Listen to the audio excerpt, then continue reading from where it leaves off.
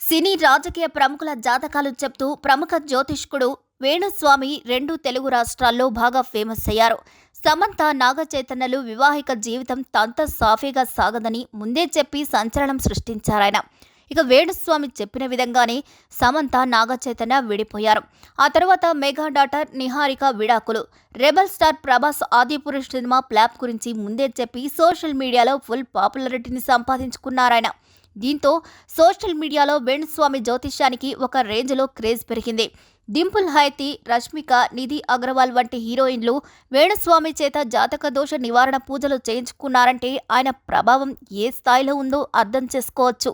ఇక రాజకీయ నాయకుల జాతకాల గురించి ఆయన చెప్పినవి చెప్పినట్టుగానే జరుగుతున్నాయి. టీడీపీ అధినేత చంద్రబాబు 2023లో న్యాయపరమైన చిక్కులు ఎదుర్కొంటారని ముందే వేణుస్వామి చెప్పడం జరిగింది.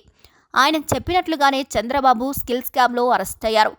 ఇక వచ్చే ఎన్నికల్లో తెలంగాణలో కేసీఆర్, ఏపీలో జగన్ మరోసారి సీఎంలుగా ప్రమాణ స్వీకారం చేస్తారని కుండ బద్దలు కొట్టి చెప్పారు. అయితే అక్కడి నుంచే ఆయనకు వరుస ఎదురు దెబ్బలు తగిలాయి. అప్పటి నుంచి వేణుస్వామి జాతకాన్ని ఎవరు పెద్దగా పట్టించుకోవడం లేదు. ఇదిలా ఉంటే హీరో విజయ్ దేవరకొండ, హీరోయిన్ రష్మిక నిశ్చితార్థం చేసుకున్న సంగతి తెలిసిందే. అయితే గతంలో వీళ్ళిద్దరి గురించి వేణుస్వామి షాకింగ్ కామెంట్స్ చేశారు.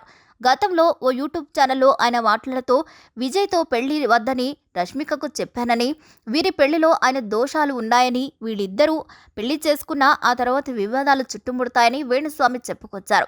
ఒకవేళ పరిహారాలు చేయించుకుంటే వీరి వైవాహిక జీవితం బాగుంటుందని మాత్రమే చెప్పగలిగానని, మిగిలింది కర్మ ఫలితమే అంటూ షాకింగ్ కామెంట్స్ చేశారు.